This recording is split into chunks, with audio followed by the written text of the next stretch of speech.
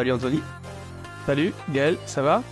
Ça va et toi? Merci d'avoir répondu à mon invitation à ce nouvel épisode du Setup Podcast. Écoute, je vais te laisser te présenter. Mais merci à toi, ça me fait plaisir d'être là aujourd'hui.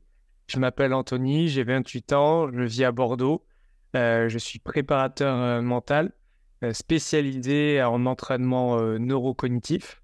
Et j'ai cofondé une salle où je travaille, qui est à Bordeaux Centre et qui s'appelle Ground, et qui est un écosystème pluridisciplinaire basé sur la performance, mais aussi le bien-être, ouvert aux athlètes, mais aussi à toute personne souhaitant optimiser ses performances ou à vocation de bien-être, puisqu'on a tout un espace aussi santé, récupération. Ok, génial. Écoute, on mettra le petit lien vers la salle pour tous ceux qui sont dans le coin et qui veulent aller visiter. Comment tu peux définir la prépa mentale? Qu'est-ce que c'est?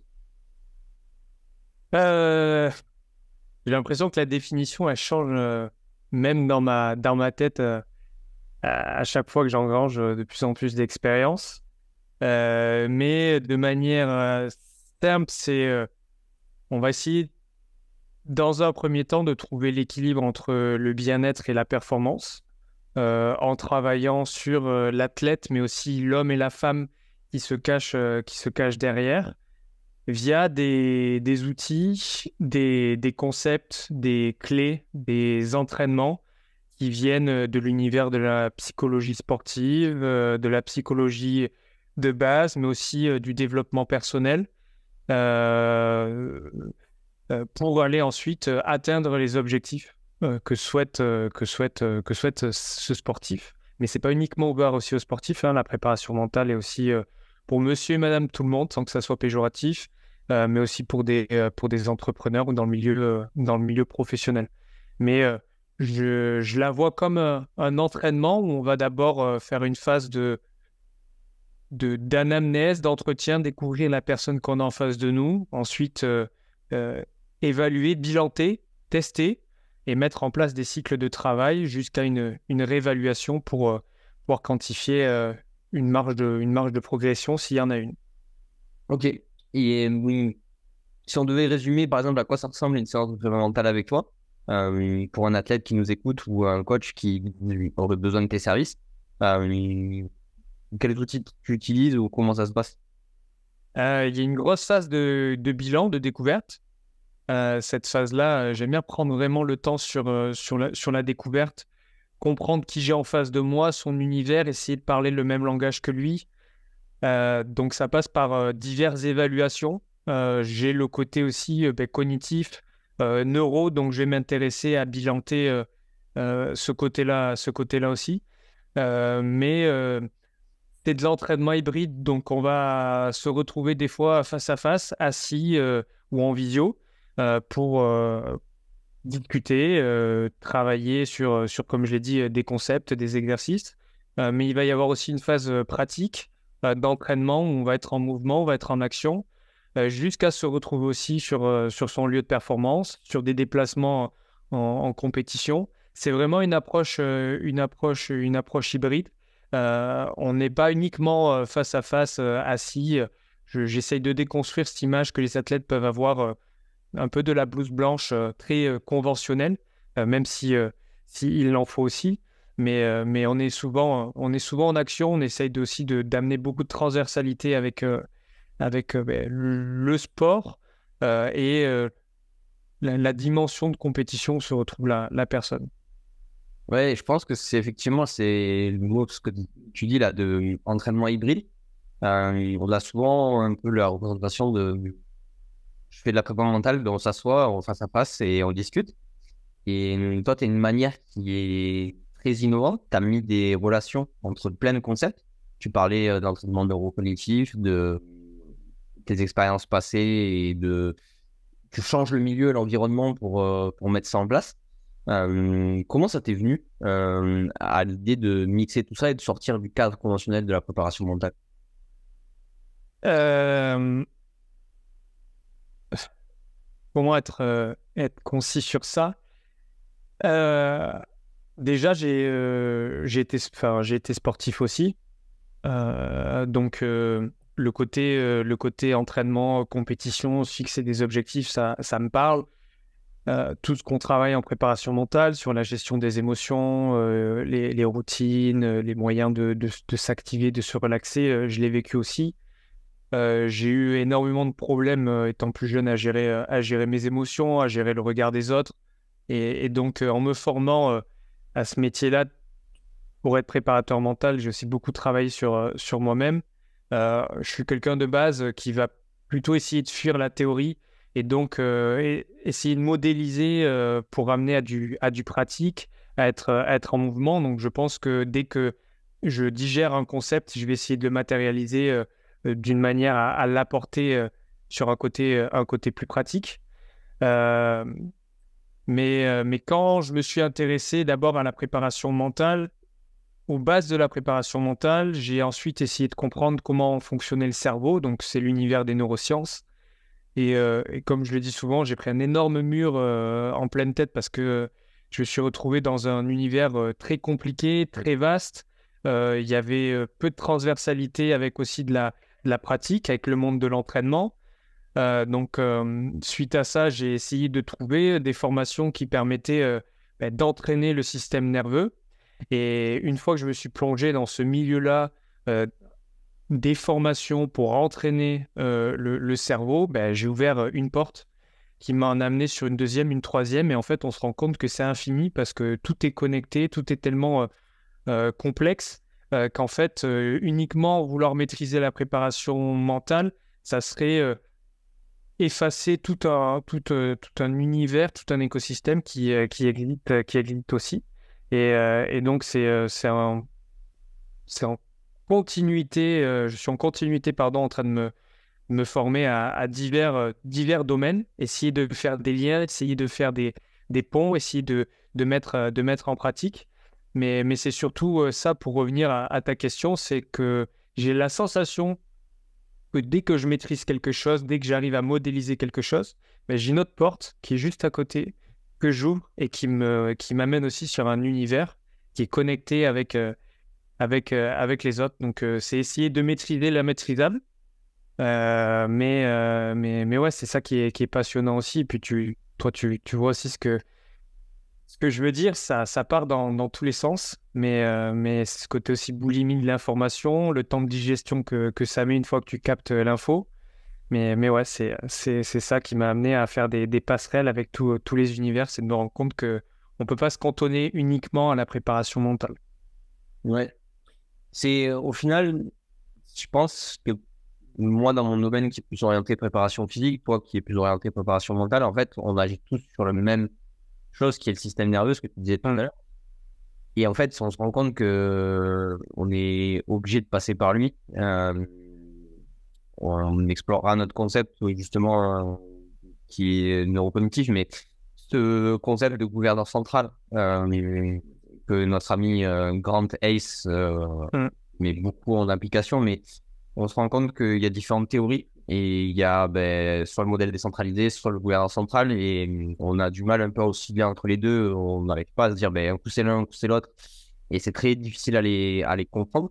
Et ouais, à l'heure actuelle, en fait, c'est juste de se dire j'ai des outils mais au final, j'agis toujours sur la même chose. C'est juste des portes d'entrée différentes. Mm.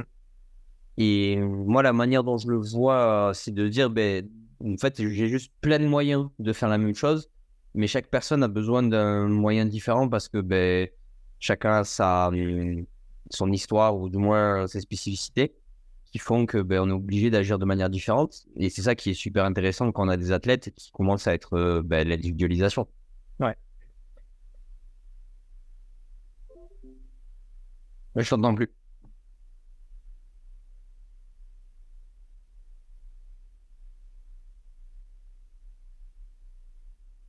Non, je t'entends plus.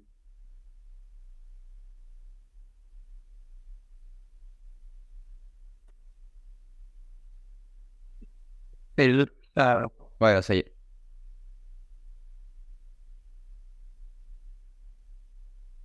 Non, ça a re-shooté. Pareil, ça saute. Non.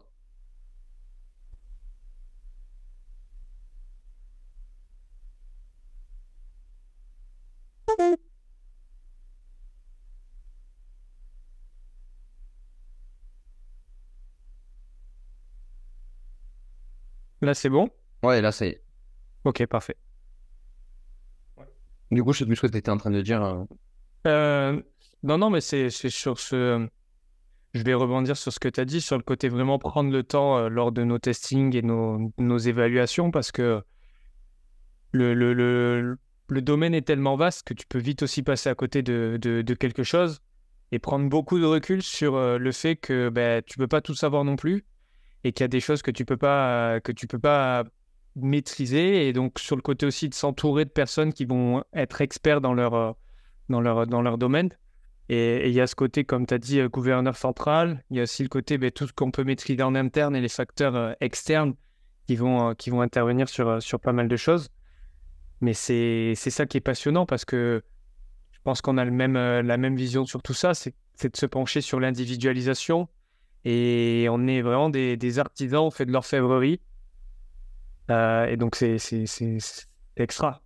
En tout cas, de mon côté, je me régale à faire tout ça parce que tu apprends énormément sur le fonctionnement humain, toutes des barrières, et que ça soit sur du chimique, du psychologique, même de l'énergétique. Ouais, Ben, ça te remet, tu remets en question beaucoup de choses sur même le fonctionnement de la vie au quotidien. Hein.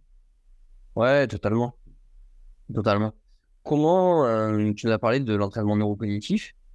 Déjà, qu'est-ce que c'est? Parce que aujourd'hui, l'entraînement neurocognitif, j'ai l'impression que c'est tout et n'importe quoi. Qui est pas du sport, enfin, qui est pas du sport classique en salle de musculation ou dans le terrain de l'athlète. Et du coup, je pense qu'on va aller creuser un petit peu là-dedans, quand même. Euh, l'entraînement du cerveau, ça fait longtemps que ça existe. Avant d'entraîner le cerveau, les chercheurs, les scientifiques ont essayé de l'évaluer, de mettre des concepts sur l'évaluation du cerveau, notamment l'évaluation de l'intelligence, via des tests qui sont plus ou moins connus, mais si on va plus connu, le test de QI. Et puis, au fur et à mesure, il y a des entraînements cérébraux qui ont été mis en place de manière plus archaïque avec des, euh, des, des formes de jeux de société ou des exercices sur papier qui ensuite été dérivés au monde du spatial et de l'armée par des tests qu'on appelle psychotechniques. Et au fur et à mesure, c'est venu dans les mains de monsieur et madame tout le monde via de papier, des jeux de société aussi et de la technologie. Après l'explosion de la technologie dans les années 2000, tout le monde était en capacité de pouvoir s'entraîner cognitivement, de faire de l'entraînement cérébral. L'entraînement cognitif, c'est tout simplement l'entraînement des fonctions cognitives. Il y en a plein.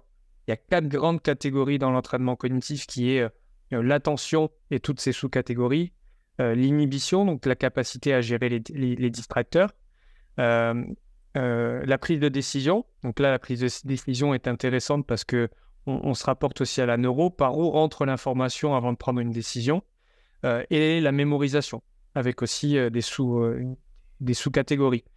Et le but de l'entraînement cognitif va être d'entraîner ces fonctions-là, mais encore faut-il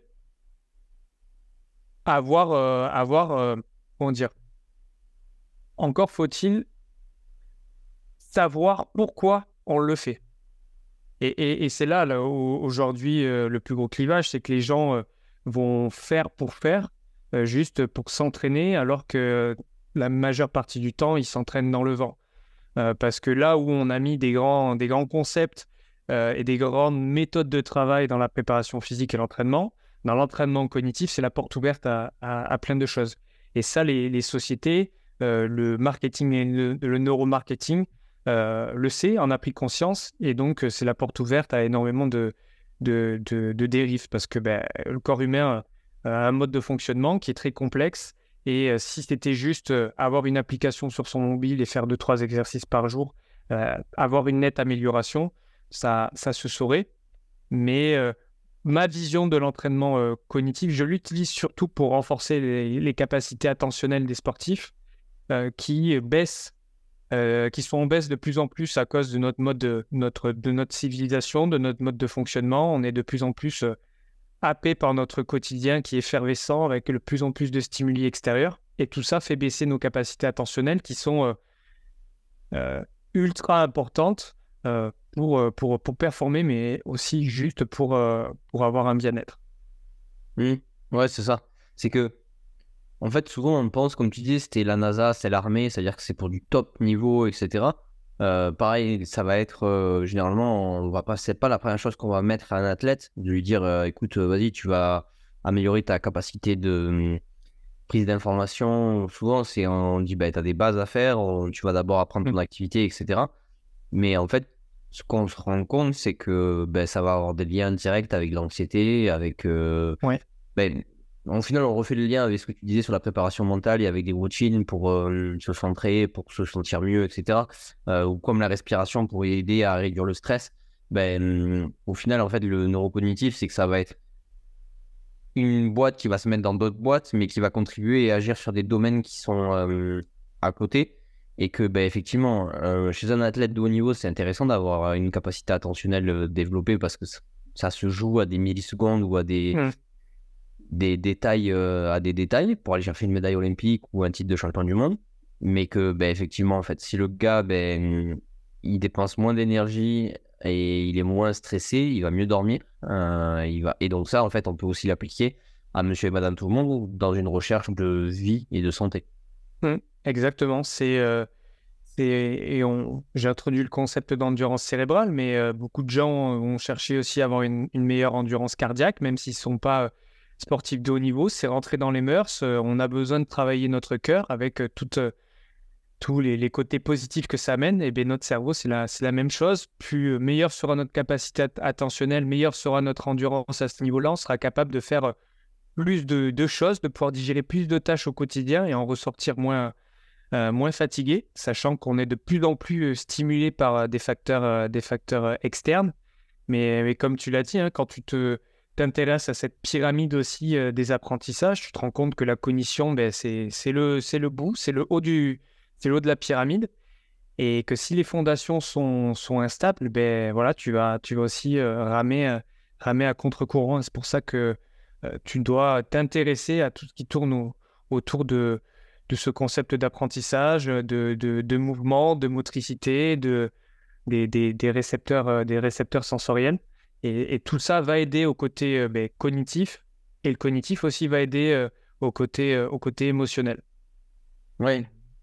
Et en fait, tu parlais tout à l'heure de l'endurance cardio. Mais moi, je me souviens, ce qui m'avait le plus frappé quand j'ai commencé à découvrir ces concepts-là, c'est que on parlait de la théorie du gouverneur central, etc. C'est de me dire, en fait, pourquoi je vais passer autant de temps à faire autre chose, enfin, à faire des qualités conventionnelles, alors que, ben, en fait, je vais faire de l'endurance cérébrale et de toute façon, c'est le gouverneur central. Donc, en fait, mon facteur limitant, ce sera toujours mon système nerveux. Donc, autant, en fait, travailler sur mon système nerveux et en fait, le reste, ben, ça ira bien, quoi. Et au départ, j'y croyais pas. Après, on a eu de la chance, c'est qu'on a tous eu ce qu'on appelait un confinement et qu'on pouvait plus faire. Ben, tous les athlètes que j'ai mis sur des programmes d'endurance cérébrale, ben, les marqueurs de retour à l'activité, ils sont fantastiques. C'est que on pouvait pas, quand on est en confinement, on pouvait pas faire 25 heures d'entraînement de course à pied par semaine. C'était compliqué. Ben, on fait du neurocognitif, on fait de l'endurance cérébrale. Ben, en fait, on se rend compte que les études, elles te disent que ça a des effets sur l'endurance, mais c'est compliqué de le modéliser. Et quand tu le vois, tu te dis, ah, ok, pourquoi mon athlète, il passerait 20 heures à faire de l'entraînement aérobie, alors qu'en fait, avec 15 minutes d'entraînement cérébral, déjà, il commence à pas être bien et il transpire. Et c'est suffisamment compliqué de le faire, tu vois.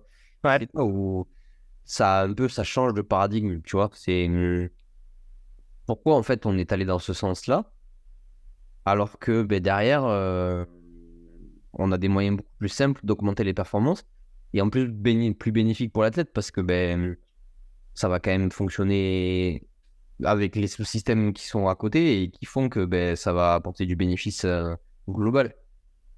Ouais, et quand tu te plonges dans cet univers-là et aussi tu t'offres la possibilité de tester, tu prends une énorme claque. Tu prends une énorme claque parce que au niveau attentionnel, c'est extrêmement un entraînement comme ça, là on parle du BT, c'est extrêmement énergivore. Et tu te rends compte de découvrir une nouvelle discipline ou de régresser sur tes capacités de base. Mais ça t'ouvre aussi une porte au fait de, OK, je vois une nouvelle progressivité aussi à mettre en place. Et souvent, les athlètes, quand ils le testent, il y a ce côté technologie, donc il y a de l'adhésion, ils aiment ça. En plus, la technologie qu'on utilise est plutôt bien faite parce qu'on peut utiliser pas mal d'outils pour avoir du biofeedback, par exemple. Euh, mais c'est aussi incroyable que ça ne soit pas autant connu aussi. C'est ça le paradoxe. C'est que c'est encore une niche, alors que les bénéfices peuvent être quand même incroyables s'ils sont imbriqués aussi de manière écologique dans la programmation de l'athlète, et c'est ça des fois le plus compliqué. Ouais, parce que pour l'athlète ou le coach qui nous écoute, c'est que le neurocognitif, c'est pas des lumières qui s'allument dans tous les sens où je vais taper dessus. Et ça, il faut vraiment comment on s'appelle, casser ce mythe-là, c'est que toutes ces applis, ces marques qui font ça, c'est pas du neurocognitif, c'est un outil, mais si on l'utilise pas de la bonne manière, on fait pas du neurocognitif. Ça. Et je crois que c'était une étude je crois que c'est en rugby, où tu sais, ils expliquent qu'en gros, aller toucher des lumières, ça sert à rien et ça marche pas, quoi.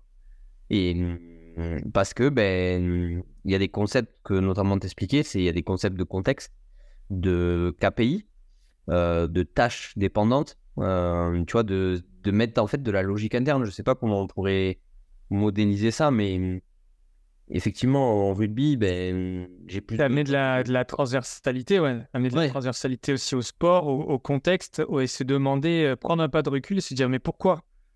Pourquoi en fait je mettrais des lumières sur une table et j'appuierai sur des lumières en disant que ben, je vais améliorer ma réactivité, ça va être super. C'est juste se demander pourquoi on fait ça, quoi. Et aujourd'hui, en fait, on est tellement sophistiqué, on est tellement des machines avancées que oui, on va toujours trouver de l'amélioration dans nos données quand on va appuyer sur des lumières de réactivité, mais c'est parce qu'on devient meilleur sur cette tâche-là. Mais il n'y a pas de transversalité forcément au sport. Et le cerveau, au bout de 10 essais, ben, il aura digéré la tâche et pour lui, ça sera devenu trop facile. Et c'est ça qui est intéressant aussi parce que tu ne peux pas uniquement te contenter de mettre de la technologie à un endroit. Tu dois amener de la transversalité, du contexte, de la durée, de la tâche spécifique. Mais par contre, ça reste des outils formidables. Ben, des plots de réactivité, tu as la possibilité de piloter quelque chose à distance. Donc, c'est comme si tu avais un second coach avec toi. Ça donne une tâche. Tu peux, toi, t'occuper d'autres choses à côté. Tu récupères de la donnée. Et puis, il y a toute une complexité que tu peux mettre en place. C'est des outils formidables. Mais comment c'est vendu aujourd'hui? Après, c'est la loi du marché. Il y a beaucoup de mensonges. Mm. Ouais, mais en fait, c'est au même titre que c'est ce qu'on disait, c'est je fais de la prépa mentale.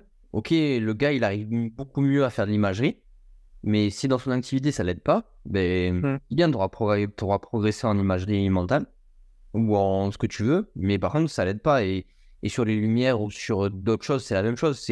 Beaucoup de monde qui travaille avec des lunettes stroboscopiques, ben, ok, c'est génial, mais si avant, t'as pas regardé et que quand tu fais ton cover test, ben, l'œil il part Ben oui. t'as des asymétries de tonus sur tes muscles oculomoteurs. Mm. En fait, tu vas juste aggraver ce que l'athlète avait déjà. Et là, aujourd'hui, tu vois des millions de kinés qui achètent ces lunettes-là et il n'y a pas eu de bilan orthoptiste avant. Ouais. Mm. C'est surtout ce qui est travail de prise d'information, c'est là où c'est le plus terrible, c'est que les testings visuels, ils sont pas faits. Le nombre d'athlètes qui ne savent même pas ce qu'est un orthoptiste, le nombre de coachs qui ne savent même pas ce qu'est un orthoptiste, c'est fou, alors que ça devrait être dans les mœurs, comme aller chez l'ostéo, parce que le pouvoir du système visuel, il est plus à prouver. Et les testings sont pas faits. Donc là aussi, on prend le problème à l'envers, en fait. On manque cruellement de méthodologie et en fait, on va constamment entraîner avant d'évaluer. Alors qu'avant d'entraîner, il faut évaluer. Et on va se plonger dans les entraînements sans méthodologie et puis les applications vont nous montrer qu'il y a une progression, mais il y a pas de contexte, il n'y a pas de rapport et puis on s'améliore à la tâche que l'on fait, mais par rapport au domaine de performance, il y a rien qui est fait, quoi. C'est zéro. Ouais. Ce qui est important quand on fait de l'entraînement neurocognitif, c'est d'avoir des KPI discipline. Ça veut dire on a les KPI de temps de réaction, de vitesse, de taux de bonne réponse par seconde, enfin tout ce que les applications nous donnent aujourd'hui. Mais par contre, ce qui est important, c'est d'avoir des KPI dans la discipline.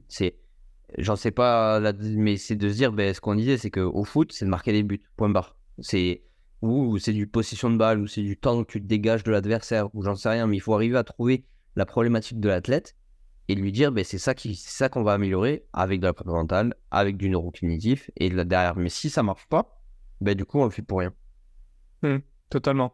Et aussi, tu vois, par exemple, dans le neurocognitif, on a le test de PVT, qui est un test de base pour évaluer la fatigue du jour de l'athlète, mais on a aussi pas mal de questionnaires à remplir en fin de tâche pour ramener aussi l'athlète au centre de l'exercice, ne jamais être dépendant de la technologie et avoir le feedback. Mais c'est bien, on a un feedback numérique, mais avoir aussi un feedback de l'athlète sur le taux de fatigue mentale qu'il a eu, l'effort mental produit durant qu'on ait fait la tâche. Et tout ça nous amène une progressivité jusqu'à essayer aussi, et certaines fois c'est ça le plus difficile, de jauger un seuil. Ok, mon seuil il est là et je vais travailler juste en dessous comme si je travaillais en dessous de mon RM et travailler sur des cycles de travail qu'on va venir imbriquer dans une saison en fonction des journées de compétition, des jours d'entraînement. Et ça paraît un gros chantier, mais je pense que les gens ne se rendent pas compte des déficits de capacité attentionnelle qu'ont les athlètes ou même monsieur, madame, tout le monde aujourd'hui, et de venir mettre des tâches cognitives via des plots de réactivité, l'effet hyper énergivore que ça peut avoir sur une personne. Attentionnellement, ça peut le brûler, alors que nous, on pense juste qu'on entraîne son cerveau.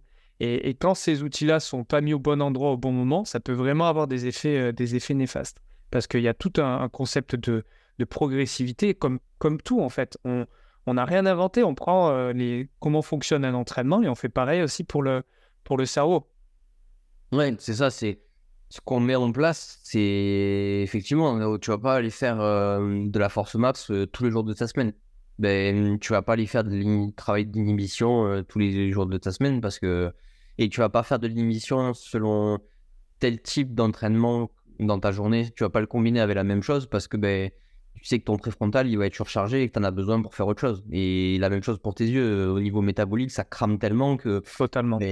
si tu vas faire de l'endurance derrière, peut-être que le mec il a jamais fait ça avant, il faut peut-être le séparer, quoi. Et c'est ça l'un des gros défis qu'on a, et c'est là où c'est très compliqué parce que il y a de la biblio, mais la biblio, on sait que il faut l'adapter et chaque personne est différente. Totalement. Mais j'ai la sensation que ça va quand même dans le bon sens. Sur le marché, il y a une application qui propose vraiment quelque chose de solide et qui amène aussi des preuves derrière et qui a tous les outils pour faire du bon travail. Au niveau des athlètes, on commence à parler du cognitif. Même s'ils ont une vision qu'on va forcément taper sur des lumières de réactivité ou faire du neurotracker, ça commence à rentrer dans leur tête. Idem pour les clubs. Donc franchement, j'ai espoir. Mais les liens avec la préparation mentale sont aussi vraiment, vraiment top à faire, quoi. Parce que euh, tout est extrêmement lié, encore une fois. Et l'athlète, travailler sur les capacités attentionnelles va aussi avoir un effet sur les capacités émotionnelles. Et de pouvoir entraîner cette dimension-là est ultra positif. Ouais, et c'était ce que arrivaient à faire certains grands entraîneurs où ils arrivaient à avoir ce feeling-là. Mais sauf qu'on n'avait pas de retour. Et là, ben, et on sait que c'est de. Aujourd'hui, dans les grandes échéances, c'est ça qui prend le dessus. C'est pas ta force, le nombre de reps que tu as fait, si tu as fait du foam roller avant ou après. C'est pas ça qui va te changer le cours d'une compétition. Par contre, on prend l'exemple finale de Coupe du Monde, on le constate, quoi. C'est les événements du match qui font que ça Mm. bascule ou pas. Et que c'est simplement un rapport de force mentale, subjectif, qu'une équipe a réussi à prendre le dessus sur l'autre. Et Mm. alors que je pense qu'on prend les données GPS, on prend les données, tout ce qu'on veut, de possession, de tout ce de rythme, d'offensif, défensif, etc. Ben, je pense que l'équipe qui gagne n'est pas au-dessus. Tu vois? Là, c'est en rapport avec la lucidité et la résilience mentale aussi que l'athlète va avoir au moment clé, hein. Mm. Et si tu n'as pas bossé en préparation mentale sur la lucidité, sur la gestion des émotions, sur qu'est-ce que je ressens, est-ce que je suis capable de mettre un mot sur ce que je ressens, est-ce que je suis capable de mettre une intensité sur l'émotion que je ressens, ben, tu caches tout un pan de tes émotions et le jour où elle va surgir, cette émotion, tu ne sauras pas d'où elle vient, tu ne sauras pas qu'est-ce qu'elle qu'est-ce qu'elle te fait ressentir, tu connaîtras pas non plus son intensité. Et donc, elle va exploser 2 fois plus forte en toi et elle va te cramer attentionnellement. Elle va te cramer attentionnellement. Et toi, ce que tu vas dire après, c'est ben, j'ai eu un trou dans le match où j'étais pas présent. Alors que c'est juste que tu manques de lucidité et que tu manques aussi de résilience mentale par rapport à ce que tu viens de vivre. Et c'est là où on a le côté émotionnel et le côté entraînement neurocognitif, c'est que l'entraînement cognitif et attentionnel travaille cette résilience mentale, travaille cette capacité d'endurance sur une charge mentale qui va être soutenue.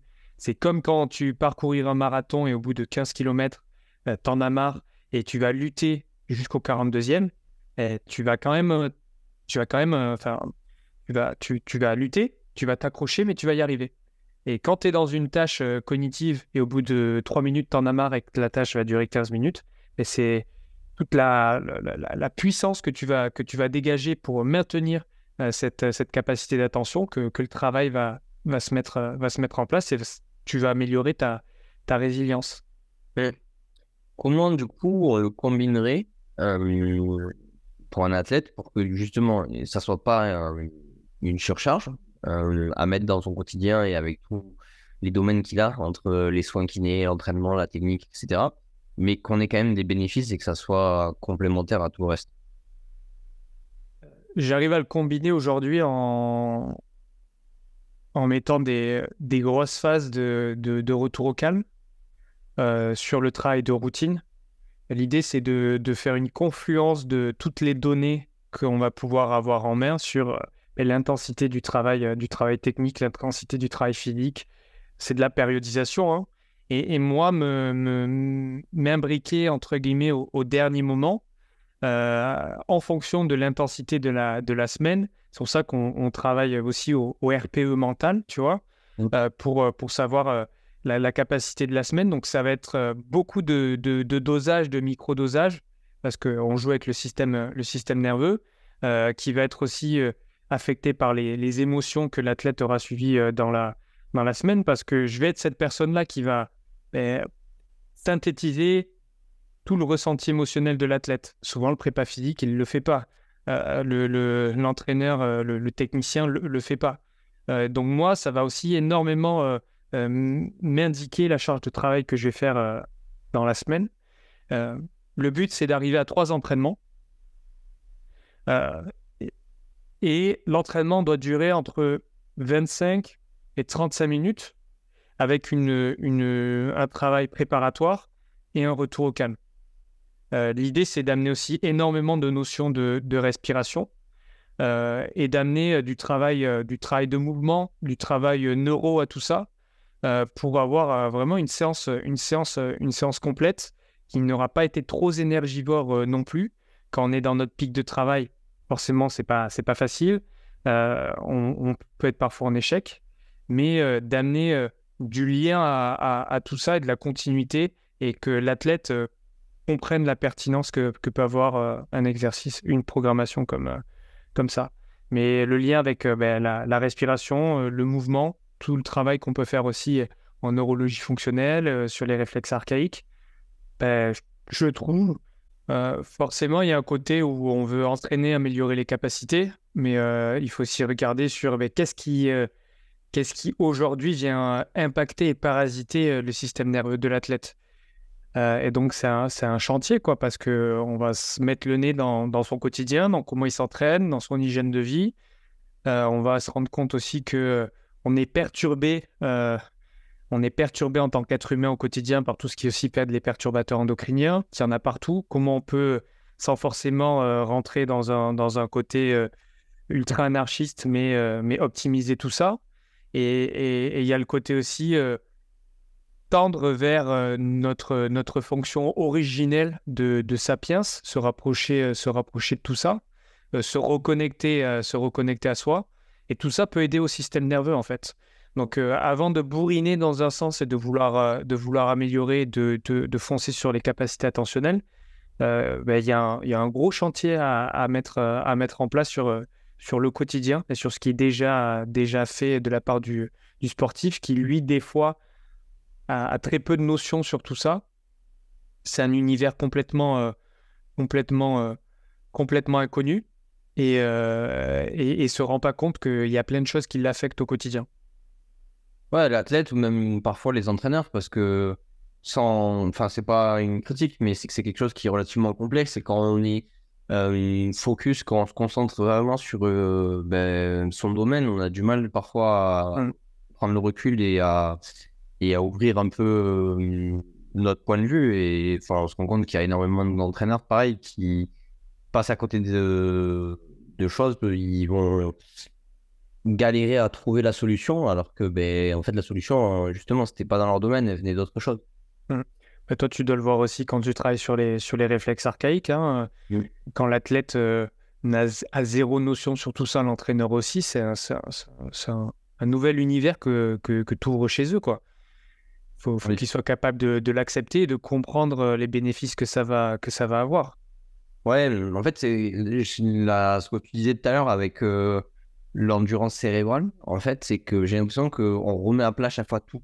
C'est que, par exemple, on parle justement de ces réflexes archaïques où maintenant ça vient de plus en plus sur le devant de la scène, mais on a tous un basketteur, un rugbyman, enfin, j'en sais rien, n'importe quel sport, on va lui dire, ouais, ton coude il est mal placé, ton buste il est mal reporté.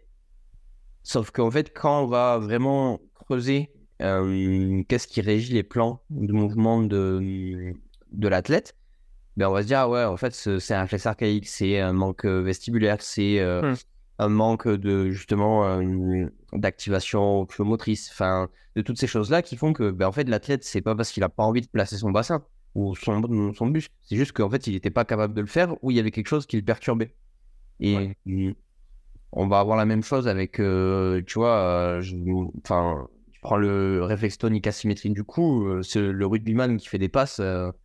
Je connais pas assez pour avoir le poste, mais on a tous l'image d'un rugbyman qui va pas réussir quand il est fatigué, quand il arrive justement plus à inhiber, Ouais. quand il est en mode par défaut. Et du coup, l'entraîneur va dépenser beaucoup d'énergie, beaucoup de temps, ça va être compliqué pour lui. Alors que à tout moment, en fait, c'était juste, il fallait prendre une porte d'entrée différente pour réussir à lui donner un coup de main. Et c'est pas forcément ça qui va l'aider. En fait, c'est ça qui est fou à la fois. Et c'est que tu peux avoir à la limite des choses qui vont révolutionner la pratique. Mais d'un autre côté, ces choses-là, peut-être que dans un cas, elles seront bien, mais elles vont pas enfin, en fait, ça peut révolutionner comme être transparent et se dire, ok, c'était pas ça que l'athlète avait besoin, donc c'est pas le moment pour lui de l'avoir. Mm. Non, mais c'est clairement les portes d'entrée, hein. On est sur des secteurs où c'est les grands oubliés aussi de la performance. On fait du travail de précision. C'est des petits détails. On a l'impression qu'on travaille des petits détails, mais qui sont extrêmement importants. Vraiment. Et quand tu t'intéresses aussi à tous les travaux de Paul Landon, tout ça, sur notre reconnexion, tu te rends compte que on est dans un train à grande vitesse qui ne prend pas la bonne direction, qu'on est de plus en plus déconnecté. Et donc, c'est intéressant aussi d'essayer de travailler cette reconnexion de l'athlète sur même le côté interoception, proprioception. Et il y a énormément d'avantages à tout ça, quoi. Donc, il y a le côté neurocognitif dans l'acte pur d'être sur une technologie et d'avoir des tâches qui vont apparaître à l'écran. Mais le côté neuro avec toute la grandeur qu'il a, on peut mettre énormément de choses, énormément de domaines à travailler aussi. Donc, c'est surtout de la priorisation de la part des coachs. Qu'est-ce que je vais travailler en premier? Qu'est-ce qui pourra venir après? À quel moment de la saison je peux engager ce travail-là? Et faire sa place petit à petit. Mais j'ai franchement espoir sur le fait que de nouveaux types d'entraîneurs spécialisés uniquement dans ça vont venir. Hein. La porte d'entrée, c'est soit préparateur mental, oui, on peut s'occuper entre guillemets, du cerveau, mais préparateur physique aussi. Les limites, elles vont être, si tu fais un entraînement cognitif qui va demander une notion de travail physique ou de déplacement, il faut que tu aies une carte professionnelle. Mais sinon, renseigne-toi et essaye, quoi. Aujourd'hui, il n'y a pas de formation qui t'apprenne tout ça clé en main, ça c'est clair. Il faut explorer diverses choses, se former parce que, et même j'en vois beaucoup qui vont se lancer dans du travail visuel n'importe comment et ça peut être très, très, très, très néfaste. Les gens se rendent pas compte. Ils vont s'accorder tous les succès parce qu'ils vont être les seuls à faire ça. Les gens vont dire « Ah, mais c'est quoi ce type de travail? C'est fou, etc. » Mais les effets peuvent être très, très néfastes sur les exercices qui sont engagés. Ouais, mais nous, notre rôle, c'est vraiment un rôle d'unification. C'est-à-dire qu'il y a des spécialistes, il y a des domaines qui sont pointus et pour lesquels il y a des spécialistes qui sont diplômés pour ça. Et c'est de se dire, moi, j'ai identifié ça. Ok, va chez les spécialistes parce que là, tu en as besoin. Et c'est pas mon rôle, c'est pas le rôle de l'entraîneur. Mais par contre, moi, je me souviens, j'avais le cas d'un athlète comme ça où, en fait, à la base, il venait pour une rééducation de l'épaule. Il avait fait une fracture à l'épaule. Mais au final, on s'est aperçu que la binocularité, c'était pas ça. Il est allé chez l'orthoptiste. Mais l'orthoptiste, il m'a dit, enfin, ce qu'il lui a dit, il a dit, ouais, putain, c'est la première fois que je vois un entraîneur qui travaille comme ça, tu vois. Et au final, lui, on a bossé sur son épaule et, avec le kiné, avec tout ça, mais l'orthoptiste, il lui a changé la vie parce que maintenant, il dit, ouais, dans mon activité, dans mon sport, en fait, je me sens mieux, tu vois. Mais à la base, il venait, et c'est la même chose pour autre chose. C'est comment en fait je peux fonctionner tout ça ensemble et quel domaine je vais prioriser. Je pense que la clé là-dedans, c'est de prioriser en fonction des besoins parce qu'il y a des choses qui sont plus ou moins urgentes à régler. Et après, ensuite, c'est du temps qu'on a et du niveau parce que, comme tu dis, on est sur des Formule 1, limite à régler des petits détails qui auront leur importance parce que le corps humain, quand il est poussé à une très haute demande, ce détail devient vraiment important. Mais c'est relativement complexe et il faut accepter, je sais pas comment on pourrait dire ça, mais de chercher, tu vois. Ouais. De chercher et de pas tout comprendre de suite, d'être dépassé par certaines notions et que ça mette un certain moment à germer. Moi, je nous vois aussi comme des garde-fous. En fait, on a notre mallette de testing et on peut connecter les athlètes qui vont plus facilement venir nous voir et les connecter avec des métiers où ils n'y vont plus. On reprend l'exemple de l'orthoptiste. Si on peut, nous, avoir la capacité de faire certains testings et être des garde-fous sur certaines choses et ensuite faire le lien et la passerelle, c'est top, quoi. Parce que comme tu l'as dit, hein, on ne peut pas être l'expert le plus poussé dans tous les domaines, mais si on peut plutôt être généraliste et connecter une fois qu'on décèle un souci, c'est top, quoi. Vraiment, parce que les gens ne se rendent pas forcément compte, mais comme tu l'as dit, là, le cas de l'épaule, il y a énormément de choses qui sont oubliées, qui ne sont pas priorisées et qui ne sont jamais, jamais, jamais testées. Ouais. Écoute, si tu avais 3 conseils à donner à un athlète ou un entraîneur qui nous écoute, lesquels ça serait? Ça serait Ça serait de lâcher prise au niveau des barrières qui peuvent peut-être se mettre par rapport à certains domaines autour de la performance. Allez vous intéresser à tout ce qui peut être plutôt spirituel à vos yeux, et alors que ça vous plaît pas, allez aussi vous y intéresser, creuser un peu. Allez vous intéresser à tout ce qui est le domaine aussi de l'énergétique. Allez vous intéresser à tout ce qui est domaine psychologique. Allez-y sans arrière-pensée, en lâchant prise sur tout ça, parce qu'il y a énormément de choses à en tirer. Et ça vous apporte énormément de concepts, parce que tout est connecté. Il n'y a pas un domaine qui a plus raison qu'un autre. Le deuxième conseil, ben, il est plutôt bateau, mais comme tu l'as dit, de trouver l'équilibre entre continuellement se former, mais ne pas être non plus boulimique de formation, parce qu'on n'a jamais le temps de la digérer et de l'appliquer. Et d'essayer, le troisième conseil, de trouver un modèle à tout ce qu'on fait. Quand on achète une technologie, quand on met un nouvel exercice en place, essayer de trouver comment on peut le connecter avec les autres, comment le modéliser, et pas juste faire pour faire. Et pas sauter toutes les étapes et le poser sur le terrain, dire maintenant j'entraîne. Parce que on va y être confronté de plus en plus des marques qui vont nous dire mais ça, c'est le nouvel exercice, c'est la nouvelle technologie révolutionnaire, ça a X capteurs, ça prend tout, posez-la sur le terrain, on peut l'avoir de jour comme de nuit, c'est waterproof, vous ne pouvez plus vous en passer, il y a toutes ces fonctions. Mais n'allez pas de suite dans l'entraînement. Essayez de modéliser et de comprendre comment on peut évaluer aussi avec cet outil-là, et est-ce qu'on en a vraiment besoin. Mm. Ouais, l'intérêt dans le système de manière individuelle, c'est-à-dire est-ce que moi j'en ai besoin, est-ce que j'ai les moyens de l'utiliser?